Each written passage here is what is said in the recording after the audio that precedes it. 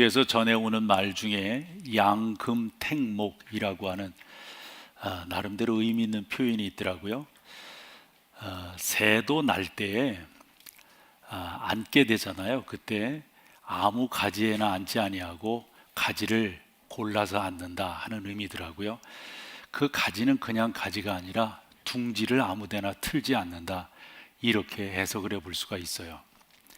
미물 짐승도 앉고 일었음을, 날고 앉음과 둥지를 트는 것을 함부로 하지 않는다라는 말이기도 한데요. 하물며 우리가 예수 그리스도를 믿으면서 믿음이 있다고 하면서도 그 믿음이 있는 것을 제대로 행하지 않는다면 어찌 우리가 진정한 신앙인이라고 할 수가 있을까요? 1500년경에 네덜란드의 아주 유명한 인문학자이죠, 또 철학자인 에라스무스가 이태리 로마를 3년간 여행을 하게 됩니다. 여행을 쭉 하고 나서 자기 친구 토마스 무어가 살고 있는 런던으로 가게 되는데, 그곳에서 지난 시간들을 반추해 보면서 책을 한 권을 쓰게 됩니다. 그 책의 이름이 여러분들이 잘 아시는 우신예찬입니다. 토마스 무어의 집에서 자기의 생각을 정리하던 이 에라스무스가 작금의 종교, 또 정치, 여타 여러 상황들을 이렇게 볼 때 흔히들 똑똑하다고 말하지만, 현명하다고 말하지만 이거야말로 우매하기 그지없다 하는 이야기예요. 그래서 에라스무스는 그 책에서 두 종류의 바보를 이야기하는데, 진짜 바보 같은 사람이 있는가 하면 이 양반이 말하려고 하는 바보는 혼자 똑똑하다고 생각하는 그 시대의 어떤 상황들을 이야기하고 있는 거겠죠.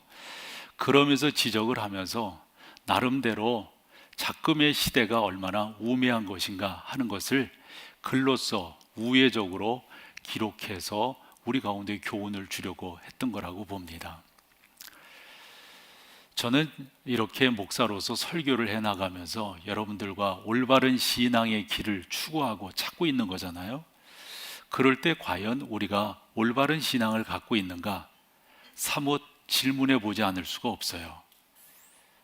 아니, 새도 앉을 때 아무 가지에나 앉지 않는다고 하는데, 적어도 우리는 그냥 사람이 아니라 예수 그리스도를 믿는 사람이잖아요.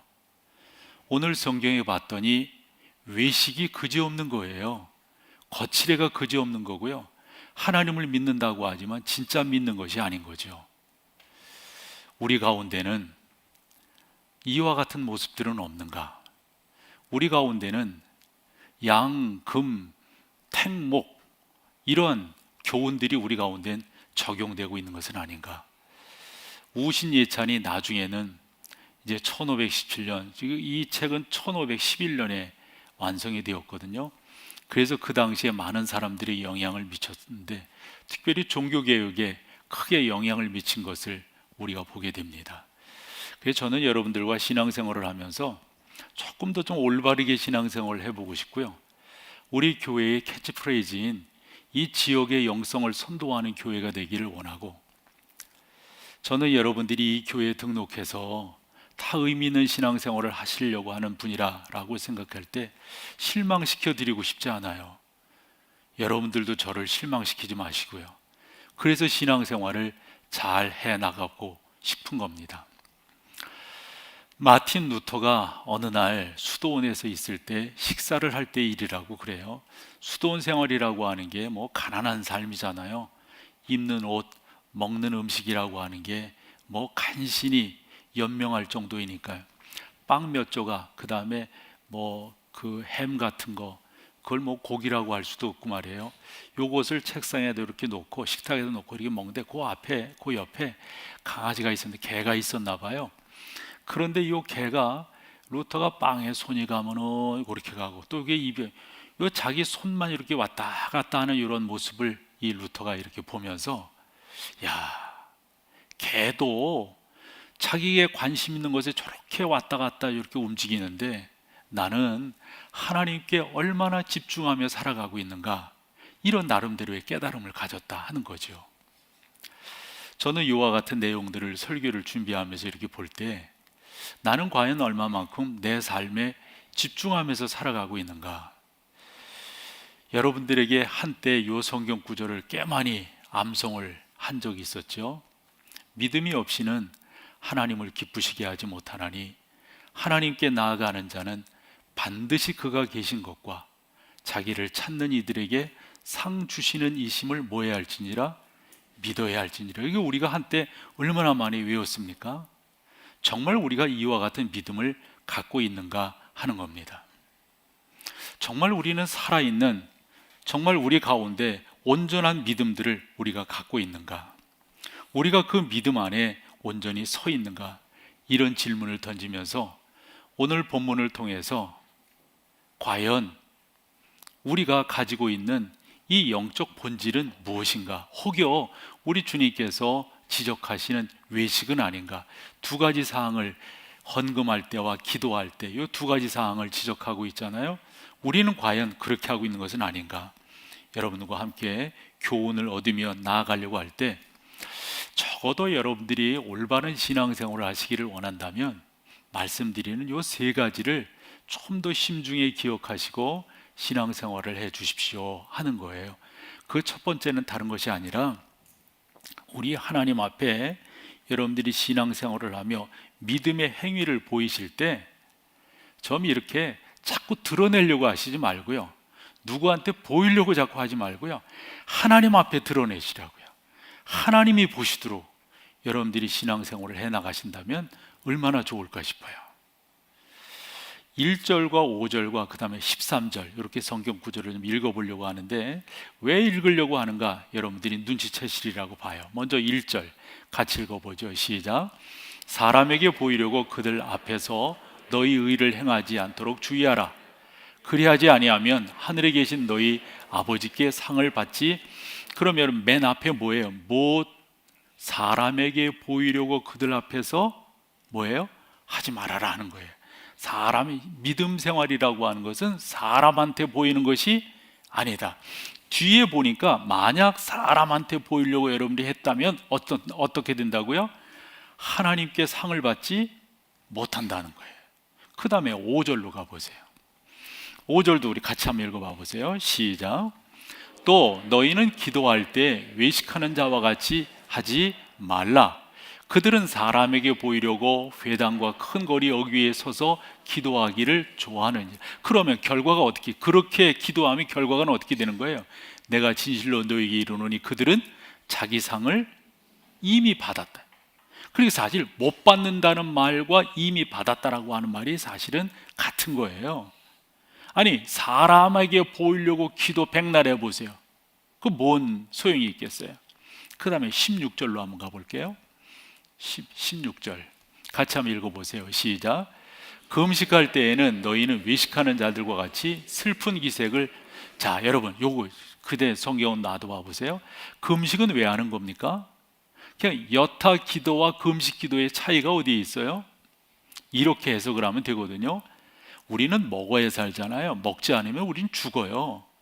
그런데 먹지 않는 것까지 끊으면서 기도하는 것, 그 기도하는 사람의 마음은 어떤 마음이에요? 어떤 자세예요?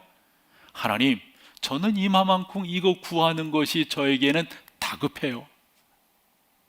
하나님, 제가 금식하면서 기도하는 이것만큼 저에게는 필요해요. 하나님이 이거 이런 자세로 기도하는 거거든요. 그런데 그렇게 기도하는 사람이 어찌하는 거예요? 그들은 금식하는 것을 뭐 하게 해요? 사람에게 보이려고 한다는 거예요. 그래서 약간 뭐 배우도 아닌데 꾸며 어떻게 해요? 얼굴을 흉하게 하고 아마 옷을 남루하게 하고 아마 별 뭐 이렇게 꾸몄을 거예요. 그러면서 주님이 뭐라고 말씀하시냐면 기도는 하나님께 받는 거잖아요. 그런데 그렇게 기도하니까 어찌 돼요? 결과가 그들은 자기 상을 이미 받았다는 거예요. 그런데 이와 같은 말씀들을 여러분과 같이 읽으면서 설교하는 목사는 어떤 의도일까요, 여러분? 그냥 아무런 근거 없이 그냥 이렇게 성경 구절을 읽는 건 아닐 거잖아요. 아니, 미물 짐승도 그렇게 앉은 자리를 구별해서 앉는다는데, 아니 적어도 우리 흔히 만물의 영장이라고 그러고 그것만이 아니잖아요. 여러분, 우리는 하나님을 믿는 사람들이잖아요. 그럼에도 불구하고 우리 가운데 온전함이 나타나지 않고 있다면 그저 사람들 앞에 그런데 이와 같은 이 외식이라고 표현할 수 이런 모습들이 먼 나라의 이야기가 아니라니까요. 이게 바로 나 아닌가요, 여러분? 죄송하지만 내 안에 이런 모습들이 있지 않느냐 하는 거예요. 그래서 말씀드리는 거예요. 적어도 여러분들이 신앙생활, 믿음 생활을 하시는데 그런 여러분들이라고 하면 자꾸 사람에게 보이려고 하시지 말고 누구에게? 자꾸 하나님께 드리고 하나님께 나타내, 하나님께. 이러한 삶의 자세가 여러분 무엇보다도 중요하다 하는 겁니다. 사람에게 보이려고 하는 마음이 자꾸 우리 가운데 생기면 생길수록 우리는 불신앙이다, 하나님을 믿지 않는 사람이다, 이렇게 여러분들이 자평하시면 되리라고 봐요. 저는 아까 읽은 5절과 그 13절 말씀 가운데 마지막에 이미 상을 받았느니라 그러잖아요. 제가 아마 이 이야기를 몇 번 하는 것 같은데 저에게는 남다른 경험이었기 때문에 그러해요. 제가 대전에서 처음 전임 사역을 할 때 그때 대학부를, 그때는 이제 청년부라는 그런 표현을 안 쓰고 대학부, 청년부 이렇게 나누어서 했었잖아요. 그 대학부를 지도했었더랬어요. 그때 이제 그 학생들과 그 청년들과 여름철이 되면 어디 봉사활동 이런 데를 많이 다녔단 말이에요. 그럼 거기 봉사활동 가기 전에 답사를 가야 되잖아요. 그럼 답사를 가려면은 차도 필요하고 그러면은 그 우리 그 부장이셨던 그분에게, 지금도 그분 제가 생생하게 기억을 하고 있는데 그분이 한국전력연구소 아주 그 지위가 있는 분이셨어요. 말씀을 드리면 그분이 당신 차도 그리고 여비도 좀 주세요. 그럼 그걸 가지고 갔다 온단 말이에요. 갔다 왔으면 차도 드리면서 제가 뭐라고 말을 해야 될까요? 고맙습니다, 감사, 이 말을 해야 돼. 근데 그런 말을 꺼낼라 치면은 제 입을 막 넣으시는 거예요. 저한테 하시는 말씀이 그거예요. 왜 당신께서 하나님께 받을 상을 막느냐는 거예요.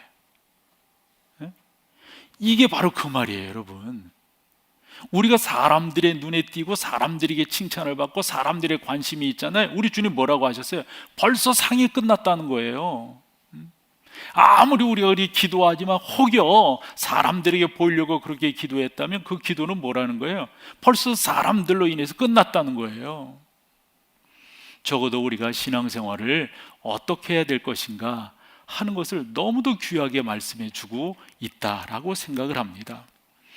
그래서 여러분들에게 몇 가지로 조금 더 나누어서 말씀드리고 싶은 것은, 너나 할 것 없이요, 우리 모두는요, 목사인 저도 마찬가지예요. 이걸 계속해서 누르고, 이게 성령으로 눌러야 되겠죠. 이 인성으로 눌러가지고는 자꾸 튀어나오니까 두더지처럼 성령으로 다스려야 되겠죠. 그래서 육에 속한 것은 성령으로 자꾸 다스리면서 하나님을 바라보고 하나님을 소망하고, 그러지 않으면 너나 할 것 없이 우리는 자꾸 사람들에게 드러내기를 좋아해요. 이걸 부인할 수가 없어요. 그러니까 여러분들이 이런 부분들을 잘 정리하며 나아가는 것, 이게 무엇보다도 중요하다 하는 겁니다. 우리는 자꾸 외모에 신경 쓰게 돼 있고요, 남이 나를 어떻게 보는가에 우리는 관심 갖게 되어져 있어요. 한데 신앙생활은 이런 부분들을 잘 다스리지 않으면 안 됩니다.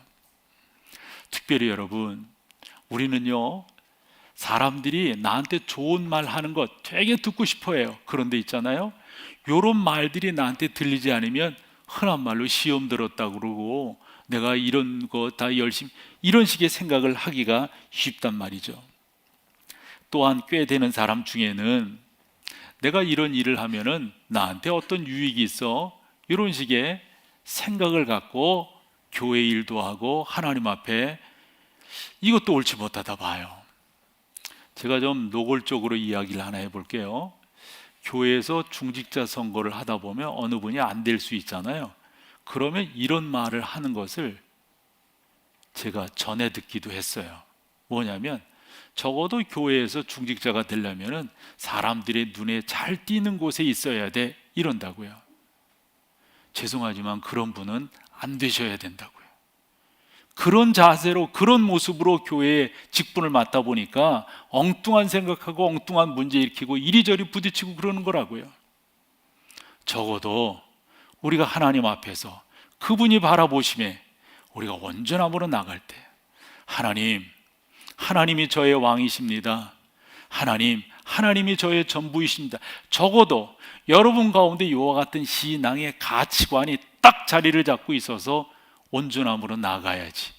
아니, 금식하면서도 사람들에게 보이려고 그렇게 한다면, 이게 우리 주님의 말씀이시니까 그 당시 사람들이 그런 사람들이 있었다는 거니까.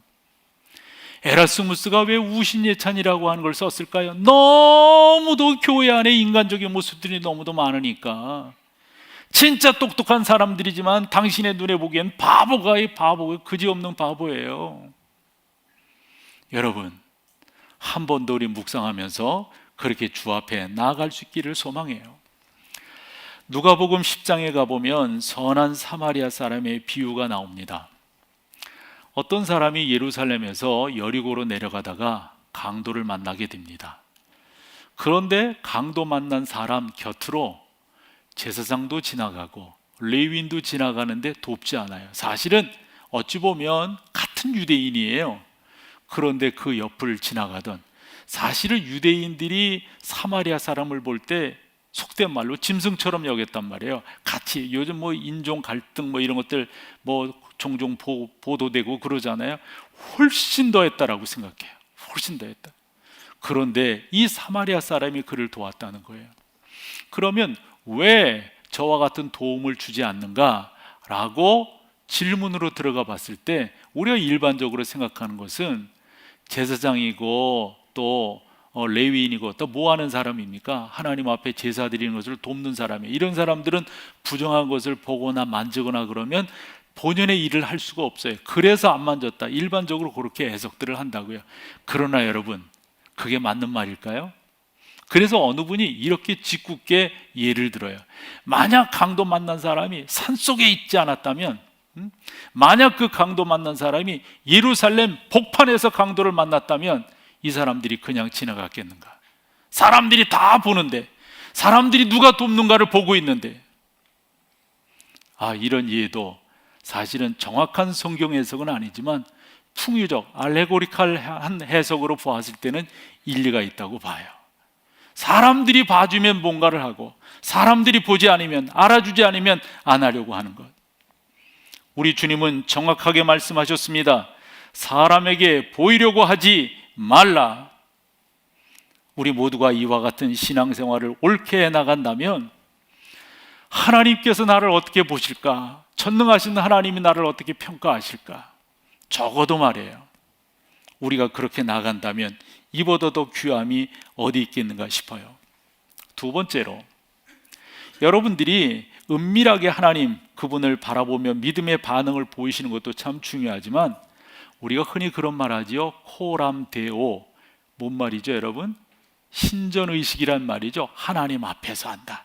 그래서 두 번째로는 여러분, 진정한 믿음이라고 하는 것은 하나님께서 나를 바라보고 계신다, 이렇게 생각하고 행동하는 거예요. 이렇게 생각하고 여러분들의 삶을 이루어 나가는 거예요. 그렇게 나간다면 여러분 얼마나 귀하고 아름답겠습니까? 적어도 전능하신 하나님이 나에게 온전함을 주시는 분이시다. 그래서 우리 주님께서는 기도하는 예를 들으시면서 너희는 기도할 때 중언부언하지 말아라. 중언부언이란 말이 뭔 말이죠 여러분? 한 말 또 하고 한 말 또 하고 한 말 또, 그 말은 무슨 말이에요? 한 말 또 하고 한 말 또 하고 그러면 안 된다는 말일까요? 중언부언이라고 하는 말은 우리식으로 표현하면 지성이면 감천이다. 내가 그렇게 열심히 구했으니까 들어주시겠지, 이걸 중언부언이라고 하는 거예요. 여러분, 적어도 우리가 믿음으로 하나님 앞에 나아갈 때 많이 기도한다고 들어주시나요? 적게 기도하면 안 들어주시나요?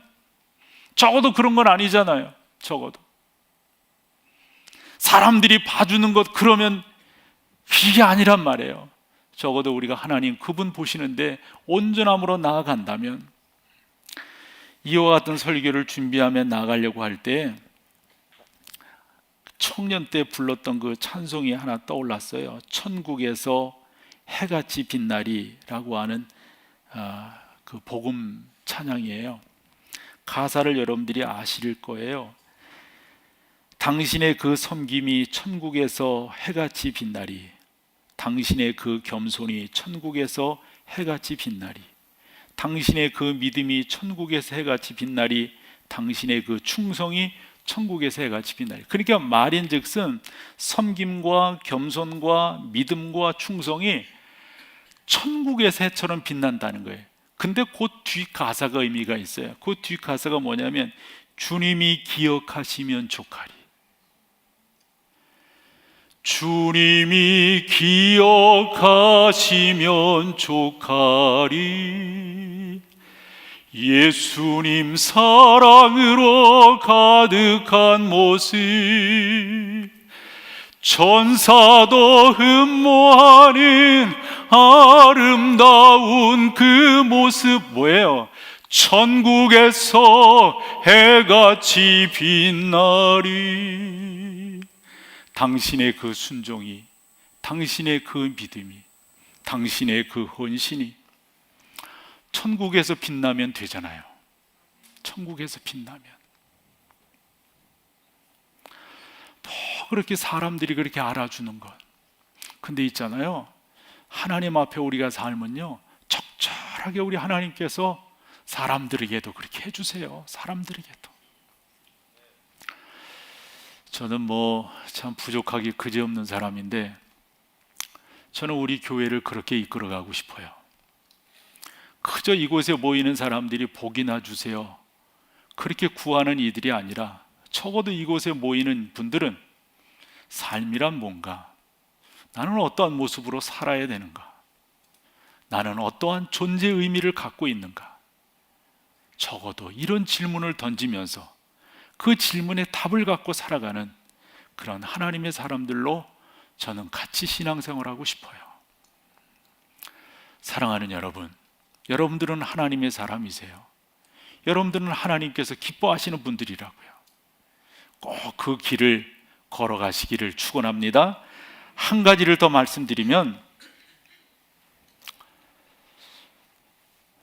이게 저의 신앙, 또 바람, 믿음, 이렇게 볼 수가 있는데, 그렇게 사시면요 꼭 하나님이 갚으실 거예요. 꼭 하나님이 갚으세요. 마태복음 10장 쭉 읽어보면 그 중에서 42절을 여러분들과 같이 한번 읽어볼게요. 같이 한번 읽어보시죠. 마태복음 10장 42절입니다. 같이 읽어보세요. 시작. 또 누구든지 제자의 이름으로 이 작은 자 중 하나에게 냉수 한 그릇이라 주는 자는 내가 진실로 너에게 이르노니 그 사람이 결탄코 상을, 무슨 말인지 여러분 아시겠죠? 작은 자에게, 작은 자라고 하는 것은 뭐예요? 나에게 내가 이렇게 해주면 뭐 기브 앤 테이크가 있어야 되잖아요. 별로 나한테 뭐 저기 유익함이 없어요. 작은 자라고 하는 것은 힘도 없고 다 그런 거예요. 그런 의미상의 주어예요. 이 인칭이라고, 작은 자라고 하는, 나한테 뭐 주는 게 없어요. 그럼에도 불구하고 그런 자에게 아주 내가 보잘것없는 것을 준 냉수 한 그릇이라고 하는 게 어찌 보면 그런 거잖아요. 그런데 그것을 우리 하나님께서 잃지 않게 하시, 그거 기억하시겠다는 거예요. 그 상을 꼭 주시겠다는 거예요. 근데 그 부분들은 다 이해가 돼요. 근데 그 앞부분, 너희가 내 이름으로 그렇게 하면, 이러면 이해가 더 잘 될 것 같아요. 너희가 하나님의 이름으로 이 작은 자에게 냉수 한 그릇이라도 주면, 그러면 더 이해가 될 것 같아요. 너희가 성령의 이름으로 이 작은 자 중 하나에게 냉수 한 그릇이라 주는 자는 내가 진실로 너희한테 말하는데 내가 그 상을 결코 잃지 않도록 해주마, 이러면 이해가 돼요. 근데 뭐예요? 누구든지 제자의 이름으로, 그럼 제자의 이름 뭐예요? 뭐 베드로의 이름으로? 제자의 이름 뭐예요? 요한의 이름으로? 제자의 이름으로란 말이 뭐예요? 이 묵상하게 되잖아요. 제자의 이름으로 이 작은 자에게, 하나님의 이름으로, 주님의 이름으로, 성령의 이름으로, 이러면 100번 이해가 될 터인데, 그래서 제자의 이름으로라고 하는 말이 뭘까? 여러분, 지금 요 말씀을 누가 누구에게 하고 있습니까? 예수님께서 제자들에게 하고 계세요. 자, 제자라고 하는 말은 무슨 말입니까? 선생의 가르침을 그대로 받는 자가 제자예요. 만약 선생의 가르침을 그대로 받지 아니하면 제자입니까? 아닙니까? 제자가 아니에요. 라고 하면 누구든지 내가 가르친 대로 그대로 이 작은 자 중 하나에게 냉수 한 그릇이라도 대접하는 자는, 이렇게 해석하면 돼요. 그러니까 제자의 이름으로 라고 하는 저 말은 내가 가르친 그대로 사는 자는, 이렇게 여러분들이 의미를 부여하시면 되리라고 봐요. 여러분, 우리 주님은 결코 상을 우리 가운데 주실 것을 잃어버리게 하시는 분이 아니에요. 우리 주님은 그 모든 것들을 그대로 주시는 분이시니까요. 저는 20대 때 읽었던 그 책 중에 하나가 허드슨 테일러의 전기인데, 제가 이 이야기도 아마 원체 저한테는 각인된 말이기 때문에, 19세기 영국은 전 세계 선교의 선두주자였어요. 뭐 지금 미국이나 우리나라처럼 전 세계 선교를, 그래서 그 19세기 때 선교사로 나가겠다고 하는 사람들이 꽤 많았어요. 이제 예를 들어서 저희가 잘할 때만 하더라도 뭔 집회가 있으면 초청이 있었어요. 이렇게 목사가 될 사람 손 들고 일어서세요. 뭐 선교사가 될 사람 손 들고 일어서세요. 뭐 그때 뜨거운 마음에 그래서 손 들고 일어섰던 그런 사람들이 꽤 있었을 거예요. 아마 이 자리에도 계실걸요. 그러나 그 길을 가지 않은 아마 있으실 거예요. 그런데 이 허드슨 테일러의 어머니가 그런 타입이었어요. 선교사로 가겠다고 말을 했지만 직접 가지 못한 거예요. 그때 이분이 이제 약사이셨는데, 약국을 경영하시면서 내가 직접 선교사로 가지는 못했지만 그와 같은 정신으로 살겠다 그러시면서, 당시 약국에, 이제 우리식으로 말하면 약국에 약을 지으러 오는 사람 중 가난한 사람들 있잖아요. 이런 사람들은 돈을 안 받는 거예요. 돈을 안 받고 약 지어주고, 그렇게 약을 지어간 그 가난한 사람들이, 그것도 한두 번이지 계속해서 그렇게 해주니까 미안한 거예요. 그래서 그 어머니에게, 그 약사에게 하는 말이 미안하다고. 그러면 이 어머니가 우리식으로 말하면 칠색팔색 하는 거예요. 그런 소리 말라고. 그래도 어떻게 그렇게 하겠냐고, 미안하다고. 그러면 이 어머니가 이렇게 말씀을 하시네요. 요 말이 저의 젊은 시절에 너무 크게 각인이 되어서 그 믿음을 계속해서 가지고 왔는데, 걱정 마세요. 제가 청구서를 하늘나라로 보냈어요. 이 말이 왜 저한테 그렇게 각인이 되죠? 사랑하는 여러분, 꼭 믿으세요. 하나님께서 절대 잃지 않으실 거예요. 저는 오늘 새벽 시간에도 그런 말씀을 드렸는데, 목사로 살아가면서 크게 두 가지에 대해서 나름대로 결심하고 주님께서 은혜 주실 것이다 라고 믿어요. 그 하나는, 이 교회 담임 목사를 세우셨으니 이 교회에서 충성하고 이 교회에서 하나님을 잘 섬길 때 주님께서 이 교회를 복 주실 것이다. 우리가 그저 그렇게 만난 사람들이 아니잖아요.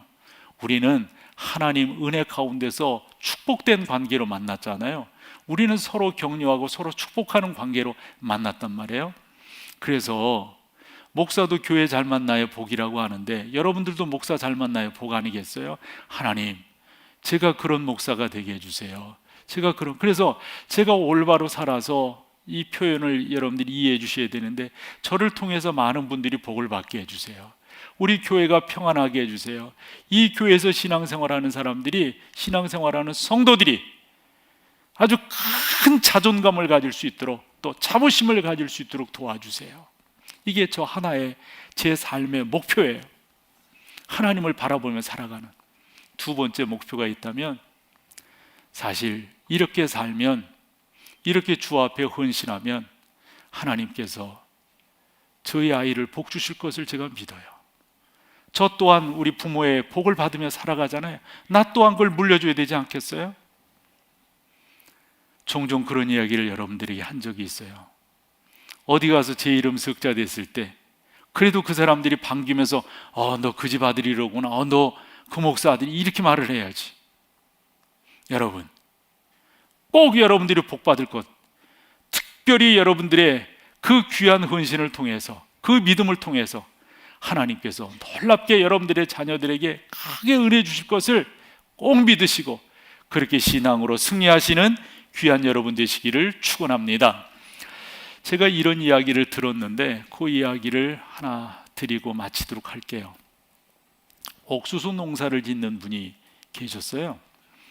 근데 이제 어제도 저희 집에 옥수수가 이렇게 왔던데 그 옥수수가 뭐 찰옥수수 뭐 이런 말 하대. 저는 뭐 옥수수랑 좀 거리가 있는 데서 자라나 가지고 제 아내는 저 강원도 강릉 사람이니까 옥수수 뭐 감자, 난 처음에 결혼해서 깜짝 놀랐어. 밥 위에다가 감자 막 이렇게 놓고 해가지고. 근데 어쨌건 그런 걸 좋아해요. 근데 찰옥수수라고 막. 근데 제가 기억나는 게 있어요. 어느 그 농부 두 사람이 있었는데 옥수수 농사를 하는 사람이에요. 근데 한 농부는 똑같이 이제 찰옥수수를 심는데 한 농부는 매해 찰옥수수를 아주 풍성하게 거둬들여요. 이 농부도 찰옥수수를 심는데 찰옥수수를 못 거둬들여. 이유가 어디 있는 거예요? 나 그 전에 처갓집 가서 내 그런 얘기 들었는데 아무리 찰옥수수를 거기다 심더라도 주변에 찰옥수수가 있어야 이게 찰옥수수가 되지. 이거 씨앗은 찰옥수수를 심었는데 주변에 찰이 아니라 매독수수가 있다면 이게 매독수수가 되는 거예요. 이제 그 꽃 피고 나면 바람에 날려서 이게 분갈이를 하게 되잖아요. 이제 씨를 받게 되잖아요. 이럴 때 그 어떻게 날려? 근데 매해 찰옥수수를 많이 풍성하게 거두는 사람은 이 사람은 나눠주는 거예요. 옆에 자꾸 나눠주는 거예요. 자꾸 나눠주는 거예요. 여러분, 뭐 평범한 것 같아도요 엄청난 교훈이 저는 여기에 있다 생각이 들어서 여러분들이 말씀을 드리는 거예요. 자꾸 나눠주고 자꾸 베풀고 자꾸 예수 안에서 여러분들이 해보세요. 전능하신 하나님께서 여러분들의 삶을 어떻게 인도해 가시는가. 그래서 겉으로 사람들에게 보이려고 신앙생활 하시지 말고 은밀하게 나를 바라보시는 그 하나님 앞에 진솔하게 나가는 거예요. 진솔하게, 엉뚱하게 막 그렇게 하고 그러지 말고요. 정말 이 교회에서 신앙생활답게 신앙생활 하시라고요. 저는 하나님이 복 주시는 것을 믿죠. 다른 거 없어요, 여러분. 제가 뭐 여러 번 말씀드리지만 여러분들은 하나님 앞에 헌금하는 그 순간으로 다 끝난 거예요. 그것에 대해서 목사가 뭐 기도한다고 그 헌금이 뭐 어떻게 되고 너 더 복을 받게 되고 그건 가짜 신앙이에요. 가짜 신앙. 어느 분이 저한테 그런 얘기도 하시더라고요. 왜 목사님은 자꾸 헌금에 대해서 기도하지 않냐고. 내가 기도한다고 뭐가 되겠어요. 여러분들이 하나님 앞에 믿음으로 드릴 때 그 자체가 전능하신 하나님께서 복 주시는 건데 내가 거기에다가 뭘 보태고 빼고 뭘 그런 걸. 그 하나님이 하시는데 그저 목사로서 할 일이 있다면 안내하는 거예요. 목사로서 할 일이 있다면 돕는 거예요. 목사로서 할 일이 있다면 여러분들이 하나님 앞에서 어떻게 세움받아 나갈 것인가, 이 길을 우리가 서로 고뇌하고 이 길을 서로 모색하고 이 길을 청해서 어떤 때는 외로운 길이죠. 우리 주님 말씀하셨어요. 대개 사람들은 넓은 길로 간다. 그러나 너희는 뭐예요? 좁은 길로 가라. 그러면서 그 뒤에다가 뭐를 덧붙이냐, 좁은 길로 가라만 끝난 것이 아니라 이 길은 뭐라고요? 찾는 사람들이 적다는 거예요. 찾는. 그런데 우리 보고 그 길을 가래요. 그 길을. 그럼 우리가 그 길 가면 되는 거죠. 그러면 그 하나님께서 알아서 복 주시고 그 알아서 책임져 주시고 알아서 우리의 삶을 인도해 가시는 그런 거 아니겠어요? 그러니까 여러분, 호람되어 그분 앞에서 사세요. 그분이 복 주실 것을 바라보세요. 꼭 기억하세요. 전능하신 하나님은 제 식으로 설명드리면 공짜가 없으세요. 언제나 그에 따른 은혜를 주세요. 적은 삶을 살아왔지만 이제까지 보면서 목회의 뒤안길을 이렇게 뒤돌아볼 때 하나님이 이렇게 인도하시는구나, 이렇게 인도하시는구나. 사랑하는 여러분 가운데도 그와 같은 은혜가 풍성하게 이루어져서 우리의 신앙 가운데 외식은 멀리 떠나가고 진솔한 하나님 앞에서의 삶이 여러분들을 더 풍요롭게 하는 귀한 놀라운 은혜가 넘쳐나기를 축원합니다. 자리에 일어나셔서 우리 마지막 찬양으로 주 앞에 나아가겠습니다. 아멘. 세상의 헛된 신을 버리고 세상의 신을 버리고 하나님 이름 높여 기리세 온 천하 백성 모두 나와서 다 같이 하나님만 섬기세 세상에 헛된 우상 버리고 인간의 모든 무기영화와 거짓과 불의 모두 버리고 온전히 하나님만 섬기 주님의 백성 주님의 백성 서로 헤아려 시기와 미움 아주 버리고 하나님만을 홀로 섬기니